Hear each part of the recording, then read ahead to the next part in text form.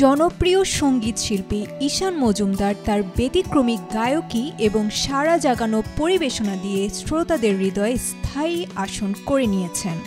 নিঠুর মনোহর, দাঁড়ালে দুয়ারে, জেনে নিও এর মতো হিট গানের পর তার সর্বশেষ আলোচিত গান ছিল প্রায় 5 মাস আগে প্রকাশিত গুলবাহার। গানটি ইউটিউবে 2,80,00,000-এর বেশি বার দেখা হয়েছিল এবং আজও এটি শ্রোতাদের মুখে মুখে ফেরে। লালবাজারে গলির মোড়ে পান। গুলবাহার প্রকাশের পর লম্বা বিরতি নিলেও ঈশানের অনুরাগী মহলে উত্তেজনা ছিল তুঙ্গে। অবশেষে সেই অপেক্ষার অবসান হতে চলেছে। গণমাধ্যমকে দেয়া একটি সাক্ষাৎকারে শিল্পী জানালেন, এই মাসেই তার নতুন গান যাবো যাবো মন প্রকাশের পরিকল্পনা চলছে। এটি হবে ফোক ঘরানার গান। বর্তমানে চলছে পোস্ট প্রোডাকশনের কাজ।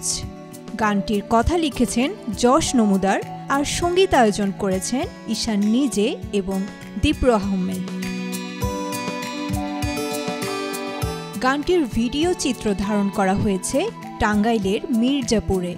এতে মডেল হিসেবে দেখা যাবে জাতীয় চলচ্চিত্র পুরস্কার প্রাপ্ত সিনেমা সাতাওয়ের অভিনেতা আব্দুল্লাহ আল সেন্টু ও মার্শিয়াকে।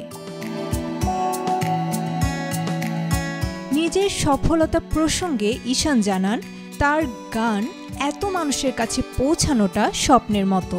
তিনি নিজের সর্বোচ্চটা দিয়ে তার শিল্প শ্রোতাদের সামনে তুলে ধরেন এবং মানুষের অফুরন্ত ভালোবাসা তাকে অনুপ্রেরণা জুগিয়েছে।